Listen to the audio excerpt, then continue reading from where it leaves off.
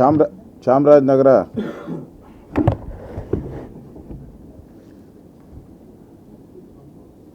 ಹನೂರಿನಲ್ಲಿ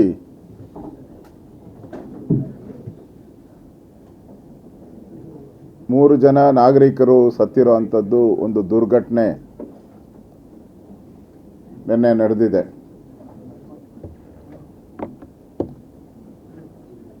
ಅರಣ್ಯ ಇಲಾಖೆ ಹೇಳಿಕೆಯಲ್ಲಿ ಅವರೆಲ್ಲರೂ ಕೂಡ ಕಾಡು ಪ್ರಾಣಿಗಳನ್ನು ಕೊಲ್ಲುವಂಥದ್ದಕ್ಕೆ ಅದರ ಮಾಂಸವನ್ನು ಮಾರಾಟ ಮಾಡುವಂಥದ್ದಕ್ಕೆ ಹೊರಟಿದ್ರು. 4 ಜನ, ಅದರಲ್ಲಿ 3 ಜನ ಅರಣ್ಯ ಇಲಾಖೆ ಸಿಬ್ಬಂದಿ ಮೇಲೆ ಫೈರಿಂಗ್ ಮಾಡಿದ್ದಾರೆ, ನಾವು ಅದು ಕೌಂಟ್ರ್ ಮಾಡಿದ್ದೀರಿ ಅಂತ ಕೊಡ್ತಾ ಇದ್ದಾರೆ. ಇನ್ನೊಂದು ಕಡೆ ಅಲ್ಲಿರುವಂಥ ರೈತ ಸಂಘ ಇರ್ಬೋದು ಅಥವಾ ಅವರ ಕುಟುಂಬಸ್ಥರು ಇದು ನಕಲಿ ಎನ್ಕೌಂಟರ್ ಅಂತೇಳಿ ಹೇಳಿಕೆಗಳನ್ನು ಕೊಡ್ತಾ ಇದ್ದಾರೆ. ಇಲ್ಲಿ ಭಾಳ ಪ್ರಮುಖವಾಗಿ ಗಮನಿಸಬೇಕಾಗಿರುವಂಥದ್ದು,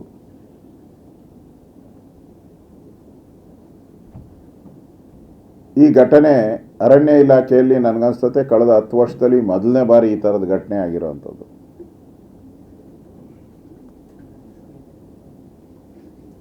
ಮತ್ತು ಯಾವುದೇ ಸಂದರ್ಭದಲ್ಲೂ ಕೂಡ ಪೊಲೀಸ್ ಆಗಿರ್ಬೋದು, ಅರಣ್ಯ ಇಲಾಖೆ ಸಿಬ್ಬಂದಿ ಆಗ್ಬೋದು, ಮೊದಲು ಎಚ್ಚರಿಕೆಯನ್ನು ಕೊಡಬೇಕು, ಬಂಧಿಸಬೇಕು. ಅಥವಾ ಫೈರಿಂಗ್ ಮಾಡೋದಾದ್ರೂ ಕೂಡ ಕಾಲಿನ ಭಾಗಕ್ಕೆ ಫೈರ್ ಮಾಡಬೇಕು. ಇದು ಸಾಮಾನ್ಯವಾದಂಥ ರೂಢಿ.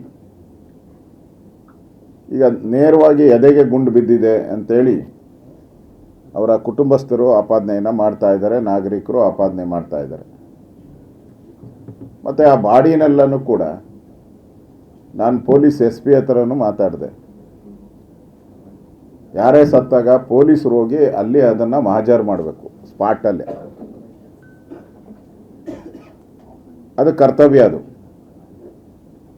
ಇಲ್ಲಿ ಆ ಪೊಲೀಸರು ಮಹಾಜರು ಮಾಡೋಕ್ಕೆ ಮುಂಚೆನೇ ಆ ಎಲ್ಲ ಬಾಡಿಗಳನ್ನು, ಆ ಹೆಣಗಳನ್ನು ತೆಗೆದುಕೊಂಡು ಮೈಸೂರಿಗೆ ಬಂದಿದ್ದಾರೆ.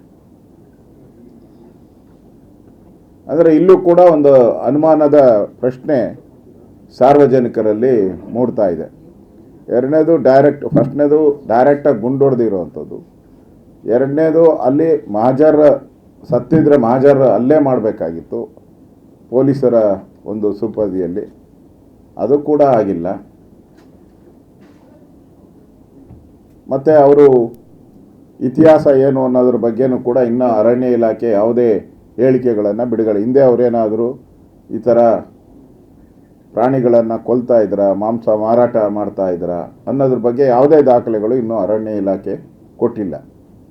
ಮತ್ತು ಈ ಘಟನೆ ಆದಮೇಲೆ ಯಾರು ಶೂಟ್ ಮಾಡಿದಾರೋ ಅವರೆಲ್ಲರೂ ಕೂಡ ಕಾಣೆ ಆಗ್ಬಿಟ್ಟಿದ್ದಾರೆ. ಅವರು ಪೊಲೀಸರಿಗೆ ಹೋಗಿ ಸರೆಂಡರ್ ಆಗಬೇಕಾಯ್ತು ಆ್ಯಕ್ಚುಲಿ, ಯಾಕೆಂದರೆ ಅವ್ರ ಮೇಲೆ ಕೇಸ್ ಫೈಲ್ ಆಗಿದೆ ಈಗಾಗಲೇ.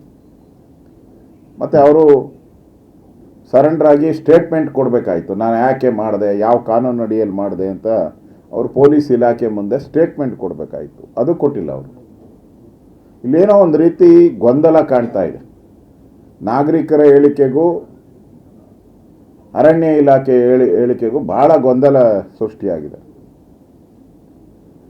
ಅದರಿಂದ ಸತ್ಯಾಸತ್ಯತೆ ಹೊರಗಡೆ ಬರಬೇಕು. ಸತ್ಯಾಸತ್ಯತೆ ಹೊರಗಡೆ ಬರಬೇಕು ಅಂದರೆ ಇದು ನ್ಯಾಯಾಂಗ ತನಿಖೆ ಆಗಬೇಕು. ಈಗ ಮುಖ್ಯಮಂತ್ರಿ ಆಪಾದನೆ ಬರುತ್ತೆ ಅಂತೇಳಿ AC ನೇತೃತ್ವದಲ್ಲಿ, ಅಸಿಸ್ಟೆಂಟ್ ಕಮಿಷನರ್ ನೇತೃತ್ವದಲ್ಲಿ ಒಂದು ತನಿಖಾ ಸಂಸ್ಥೆಯನ್ನು ಮಾಡಿದ್ದಾರೆ. ಅಧಿಕಾರಿಗಳ ಮೇಲೆ ಅಧಿಕಾರಿಗಳೇ ತನಿಖೆ ಮಾಡಿದ್ರೆ ಹಳ್ಳ ಹಿಡಿಯೋದು ಗ್ಯಾರಂಟಿ. ಇದುವರೆಗೂ ಮಾಡಿರೋ ಒಂದು 100 ತನಿಖೆ 100 ಅವ್ರ ಪರವಾಗೇ ಬಂದಿದ್ದು, ಒಂದು ವಿರುದ್ಧವಾಗಂತೂ ಬರೋಕ್ಕೆ ಸಾಧ್ಯನೇ ಇಲ್ಲ. ಅದರಿಂದ ಸತ್ಯಾಸತ್ಯತೆ ಹೊರಗಡೆ ಬರಬೇಕಾದ್ರೆ ಇದು ನ್ಯಾಯಾಂಗ ತನಿಖೆ ಆಗಬೇಕು. ನ್ಯಾಯಾಂಗ ತನಿಖೆ ಆಗೋವರೆಗೂ ಕೂಡ ಯಾರು ತಪ್ಪಿತಸ್ಥರಿದ್ದಾರೆ ಅವ್ರನ್ನ ಕರ್ತವ್ಯದಿಂದ ಮುಕ್ತಿಗೊಳಿಸಬೇಕು. ಸಾರ್ವಜನಿಕರಲ್ಲಿ ಇರ್ತಕ್ಕಂಥ ಈ ಗೊಂದಲ ಇವತ್ತು ಕೂಡ, ನೆನ್ನೆನೂ ಕೂಡ ಹೋರಾಟ ನಡೆದಾಯಿತು. 4-5 ಸಾವಿರ ಜನ ಹೋರಾಟದಲ್ಲಿ ಭಾಗಿಯಾಗಿದ್ದರು. ಇವತ್ತು ಕೂಡ ಹೋರಾಟ ಮಾಡ್ತಾ ಇದ್ದಾರೆ. ಅದರಿಂದ ಜನಗಳಿಗೆ ಗೊಂದಲ ಇದೆ. ಈ ಗೊಂದಲ ನಿವಾರಣೆ ಮಾಡಬೇಕಾದ್ರೆ ನ್ಯಾಯಾಂಗ ತನಿಖೆ ಆಗಬೇಕು ಅನ್ನೋ ಆಗ್ರಹವನ್ನು ನಾನು ಮಾಡ್ತಾ ಇದ್ದೀನಿ. ಮತ್ತು ಈ ಒಂದು ಇದರಲ್ಲಿ ಗುಂಡಿನ ದಾಳಿ ಅನಿವಾರ್ಯನಾ ಆಗಿತ್ತಾ ಅನ್ನೋದ್ರ ಬಗ್ಗೆನೂ ಒಂದು ಯಕ್ಷ ಪ್ರಶ್ನೆ ಬರುತ್ತೆ. ಅವಶ್ಯಕತೆ ಇತ್ತಾ ಅನ್ನೋ ಪ್ರಶ್ನೆನೂ ಕೂಡ ಬರ್ತದೆ. ಯಾರೋ ಒಬ್ಬರಿಗೆ ಗುಂಡು ಹಾಕಿದ್ರು ಕೂಡ ಇನ್ನು ಉಳಿದವರೆಲ್ಲ ಓಡಾಟಿರೋರು 3 ಜನರ ಮೇಲೆ ಗುಂಡು ಹಾಕುವಂಥ ಅವಶ್ಯಕತೆ ಏನಿತ್ತು? 3 ಜನದ ಹತ್ರ ರೈಫಲ್ ಇತ್ತ, ಮದ್ದುಗುಂಡುಗಳಿತ್ತ? ಮತ್ತು ಇದುವರೆಗೂ ಕೂಡ ಅರಣ್ಯ ಇಲಾಖೆ ಮಾಧ್ಯಮಕ್ಕೆ ಯಾವ್ಯಾವ ಬಂದೂಕ ಇತ್ತು ಅಂತ ಇನ್ನೂ ತೋರಿಸಿಲ್ಲ. ಅಲ್ಲಿ ಮಾಂಸ ಎಷ್ಟು ಸಿಕ್ತು ಅಂತ ಇನ್ನೂ ತೋರಿಸಿಲ್ಲ. ಅವ್ರ ಹತ್ರ ಏನೇನು ವೆಪನ್ ಇತ್ತು ಅದೆಲ್ಲ ಇನ್ನೂ ತೋರಿಸಿಲ್ಲ ಅವ್ರ ಮಾಧ್ಯಮಕ್ಕೆ. ಇದೆಲ್ಲನೂ ಕೂಡ ಇವತ್ತು ಕ್ವಶನ್ ಮಾರ್ಕ್ ಆಗಿದೆ. ಇದೆಲ್ಲವನ್ನು ಗಮನದಲ್ಲಿಟ್ಕೊಂಡು ಇಲಾಖಾ ತನಿಖೆ ಏನು ಮಾಡಿದ್ದೀರಾ ಅದರಿಂದ ಸತ್ಯ ಹೊರ ಬರಲ್ಲ, ಅದನ್ನು ಯಾರೂ ನಂಬೋದೂ ಇಲ್ಲ. ಅದು 6 ದಿನದಲ್ಲಿ ಕೊಡು ಅಂತ ಹೇಳ್ತೀರಾ, ಅದು 60 ದಿನ ಆದರೂ ಕೊಡೋಲ್ಲ. ಅದು ಹೆಸರಿಗಷ್ಟೇ 6 ದಿನ, 60 ದಿನ ಆದರೂ ಅದು ತನಿಖೆ ಆಚೆ ಬರೋದೇ ಇಲ್ಲ. ಅದರಿಂದ ಇದನ್ನು ನ್ಯಾಯಾಂಗ ತನಿಖೆಗೆ ಒಪ್ಪಿಸೋ ಮುಖಾಂತರ ಸತ್ಯಾಸತ್ಯತೆ ಹೊರಗಡೆ ಬರಬೇಕು ಅನ್ನೋ ಆಗ್ರಹವನ್ನು ನಾನು ಮಾಡ್ತಾಯಿದ್ದೀನಿ. ನಾನು ರಾಮಲಿಂಗಾರೆಡ್ಡಿ ಅವರು ಅರಣ್ಯ ಸಚಿವರು, ಅವರು ಅರಣ್ಯ ಸಚಿವರು ಆದ ತಕ್ಷಣವೇ 3 ಜನ ಎನ್ಕೌಂಟ್ರ್ ಔಟಿದ್ದಾರೆ.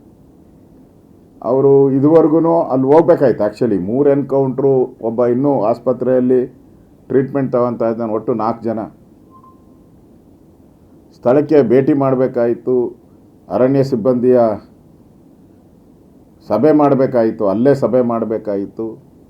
ಮತ್ತು ಅಲ್ಲಿ ನಾಗರಿಕರು ಏನು ಪ್ರತಿಭಟನೆ ಮಾಡ್ತಾ ಇದ್ದಾರೆ ಅವ್ರ ಜೊತೆ ಸಂವಾದ ಮಾಡಿ ಅವ್ರಿಗೆ ನ್ಯಾಯ ದೊರಕಿಸ್ಕೊಡ್ತೀರಿ ಅಂತೇಳಿ ವಿಶ್ವಾಸ ಮೂಡೋ ರೀತಿ ಅವರು ಕಾರ್ಯನಿರ್ವಹಿಸಬೇಕಾಯಿತು. ಆದರೆ ಅರಣ್ಯ ಸಚಿವರು ಇನ್ನೂ ಆ ಸ್ಥಳಕ್ಕೆ ಹೋಗಲೇ ಇಲ್ಲ.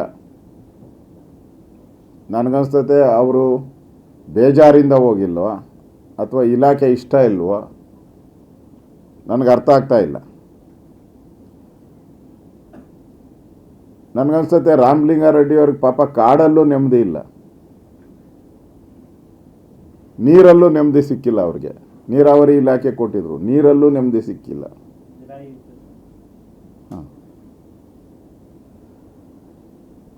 ಆಮೇಲೆ ನಗರದಿಂದನೂ ಅವ್ರನ್ನ ಓಡಿಸ್ಬಿಟ್ರು, ನಗರದಲ್ಲೂ ಇಲ್ಲ ಅವ್ರಿಗೆ ನೆಮ್ಮದಿ. ಅವ್ರ ನಗರದಲ್ಲೂ ಇರೋಕ್ಕೆ ನೆಮ್ಮದಿ ಕೊಟ್ಟಿಲ್ಲ, ಅಲ್ಲಿಂದ ನೀರಾವರಿಯಲ್ಲೂ ನೆಮ್ಮದಿ ಇಲ್ಲ, ಈಗ ಫಾರೆಸ್ಟ್ಗೆ ಹೋದರೆ ಅಲ್ಲೂ ನೆಮ್ಮದಿ ಇಲ್ಲ. ಆ ಪರಿಸ್ಥಿತಿ ರಾಮಲಿಂಗಾರೆಡ್ಡಿ ಅವ್ರದ್ದು.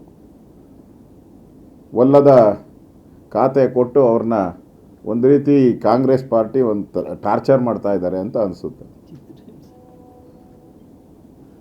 ಹಿಂದೆ IAS ಅಧಿಕಾರಿಗಳನ್ನ ಪದೇ ಪದೇ ಟ್ರಾನ್ಸ್ಫರ್ಗಳು ಮಾಡ್ತಾ ಇದ್ದಾರಲ್ಲ, ಹಂಗೆ ಇವ್ರನ್ನೂ ಅಷ್ಟೇ ಪದೇ ಪದೇ ಟ್ರಾನ್ಸ್ಫರ್ ಮಾಡಿ ಮಾಡಿ ಅವ್ರಿಗೆ ಬೇಜಾರಾಗಿ ಕಾಣ್ತಾ ಇದೆ ಅದರಿಂದ. ಆದರೆ ಕರ್ತವ್ಯ ಒಬ್ಬ ಮಂತ್ರಿಯಾಗಿ 3 ಜನ ಎನ್ಕೌಂಟ್ರ್ ಆಗಿರೋ ಅಂಥದ್ದು ನನಗನ್ಸ್ತತೆ ಹಿಂದೆ ವೀರಪ್ಪನಿದ್ದಾಗ ಭಾಳ ಆಗಿದೆ ಈ ಥರದ್ದು. ಅದು ಕಾಡುಗಳರದು.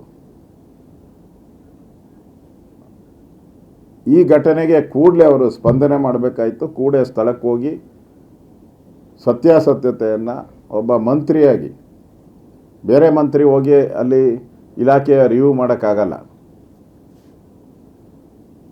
ಸಂಬಂಧಪಟ್ಟಂಥ ಮಂತ್ರಿಗೆ ಮಾತ್ರ ರಿವ್ಯೂ ಮಾಡೋವಂಥ ಅಧಿಕಾರ ಇರ್ತದೆ. ಮುಖ್ಯಮಂತ್ರಿ ಮಾಡ್ಬೋದು, ಅದು ಬಿಟ್ಟರೆ ಮಂತ್ರಿಗೆ ಅಧಿಕಾರ ಇರುವಂಥದ್ದು ಸಂಬಂಧಪಟ್ಟಂಥ ಇಲಾಖೆಗೆ. ಅದರಿಂದ ರಾಮಲಿಂಗಾರೆಡ್ಡಿಯವರು ಕೂಡಲೇ ಆ ಸ್ಥಳಕ್ಕೆ ಹೋಗಿ ಸತ್ಯಾಸತ್ಯತೆಯನ್ನು ಜನಗಳ ಮುಂದೆ ಇಡಬೇಕು. ರಾಜ್ಯದ ಮುಖ್ಯಮಂತ್ರಿ ಮಿಸ್ಟರ್ DK ಶಿವಕುಮಾರ್ ಅವರು ಕೂಡಲೇ ಇದನ್ನು ನ್ಯಾಯಾಂಗ ತನಿಖೆಗೆ ಒಪ್ಪಿಸಬೇಕು ಅನ್ನೋ ಆಗ್ರಹವನ್ನು ಮಾಡ್ತಾಯಿದ್ದೀನಿ.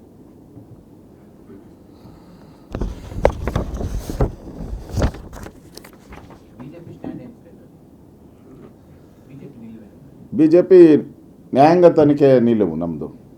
ಸತ್ಯ ಹೊರಗಡೆ ಬರಬೇಕು. 2 ಡಿಫ್ರೆಂಟ್ ಹೇಳಿಕೆ ಬರ್ತಾಯಿದೆ, ನಾಗರಿಕರದೊಂದು, ಅಧಿಕಾರಿಗಳದೊಂದು. ಅದರಿಂದ ಸತ್ಯ ಹೊರಗಡೆ ಬರಬೇಕು. ಅವ್ರು ರಿಯಲ್ಲಾಗಿ ಪೋಚರ್ಸ ಅವರು, ಹಿಂದೆ ಎಷ್ಟು ಕೇಸ್ ಇದೆ ಅವ್ರ ಮೇಲೆ, ಯಾವ್ಯಾವ ಸಂದರ್ಭದಲ್ಲಿ ಅವರು ಪ್ರಾಣಿಗಳನ್ನು ಜಿಂಕೆಗಳನ್ನು ಕೊಲ್ತಾಯಿದ್ರು, ಹುಲಿಯನ್ನು ಕೊಂದಿದ್ದಾರೆ, ಈ ಥರದ್ದೆಲ್ಲ ಅವರ ಪೂರ್ವಾಪರ ಏನು ಹೇಳಿದೆ. ಏಕಾಏಕಿ ಅವರು ಪೋಚರ್ಸ್ ಆಗೋಕ್ಕೆ ಸಾಧ್ಯ ಇಲ್ಲ, ಏಕಾಏಕಿ ಅವರು ಕಳ್ಳರಾಗಕ್ಕೆ ಸಾಧ್ಯನೇ ಇಲ್ಲ. ಅದರಿಂದ ಅವರ ಪೂರ್ವಾಪರ ಚರಿತ್ರೆ ಏನಿದೆ ಅದು ಜನಗಳ ಮುಂದೆನೂ ಹೇಳಬೇಕು. ಇಲ್ಲ ಅಂತ ಹೇಳಿದ್ರೆ ಯಾಕೆ ಅವ್ರನ್ನ ಎನ್ಕೌಂಟ್ರ್ ಮಾಡಿದ್ರಿ ಅಂತಲೂ ಕೂಡ ಜನರ ಮುಂದೆ ಹೇಳ್ಬೇಕು ನೀವು. ಅದರಿಂದ ಇದು ನ್ಯಾಯಾಂಗ ತನಿಖೆ ಆಗಬೇಕು. ಅಧಿಕಾರಿಗಳು ಮಾಡಿದ್ರೆ ಇದನ್ನು ಮುಚ್ಚಾಕ್ತಾರೆ ಅಷ್ಟೇ. ಅದನ್ನು ನ್ಯಾಯಾಂಗ ತನಿಖೆ ಆಗಬೇಕು ಅನ್ನೋ ಆಗ್ರಹವನ್ನು ಮಾಡ್ತಾಯಿದ್ದೆ. ಅರಣ್ಯ ಒತ್ತುವರಿ ಯಾರು ಮಾಡಿದ್ರು ಬಿಡೋ ಮಾತೇ ಇಲ್ಲ ಅಂತ ಹೇಳಿದ್ದಾರೆ ಸಚಿವ ರಾಮಲಿಂಗಾರೆಡ್ಡಿ. ಅರಣ್ಯ ಒತ್ತುವರಿ ಯಾರು ಮಾಡಿದ್ರು ಕೂಡ ಅವ್ರಿಗೆ ಬಿಡೋ ಮಾತು. ಈ ಕೇಸ್ಗೂ ಅದಕ್ಕೇನಪ್ಪ ಸಂಬಂಧ? ಈಗ 5 ಲಕ್ಷ ಪರಿಹಾರ ಕೊಟ್ಟಿದೆ ಸರ್ಕಾರ. ಈಗ 3 ಜನ ಶೂಟ್ ಮಾಡಿದವರಿಗೆ 5 ಲಕ್ಷ ಪರಿಹಾರ ಕೊಡೋದಕ್ಕೆ ಸರ್ಕಾರ ಮುಂದಾಗ್ತಾ ಇದೆ. ಒಂದ್ ಕಡೆ MLA 5 ಲಕ್ಷ ಪರಿಹಾರ, ಅದು ಸರ್ಕಾರಕ್ಕೆ ಬಿಟ್ಟಂಥ ವಿಚಾರ. ನಾವು ಸಾವಿಗೆ ನ್ಯಾಯ ಕೊಡಿ ಅಂತ ಅಷ್ಟೇ ನಮ್ಮದು ಪ್ರಶ್ನೆ. ಎನ್ಕೌಂಟರ್ ನಕಲಿನ ಅಸಲಿನ ನಮ್ಮ ಪ್ರಶ್ನೆ.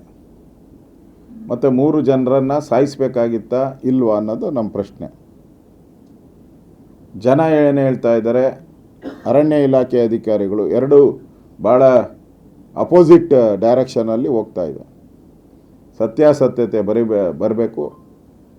ಈ ಥರದ ಘಟನೆ 3 ಜನ ಎನ್ಕೌಂಟರ್ ಆಗಿರುವಂಥದ್ದು ಇಡೀ ರಾಜ್ಯದಲ್ಲಿ ಇದೊಂದು ಸೆನ್ಸಿಟಿವ್ ನ್ಯೂಸ್ ಮತ್ತು ಒಂದು ಆತಂಕ ತರುವಂಥ ವಿಚಾರ. ಈ ಆತಂಕವನ್ನು ಸರ್ಕಾರ ಕ್ಲಿಯರ್ ಮಾಡಬೇಕು, ನಮ್ಮ ಆಗ್ರಹ. ಧನ್ಯವಾದ.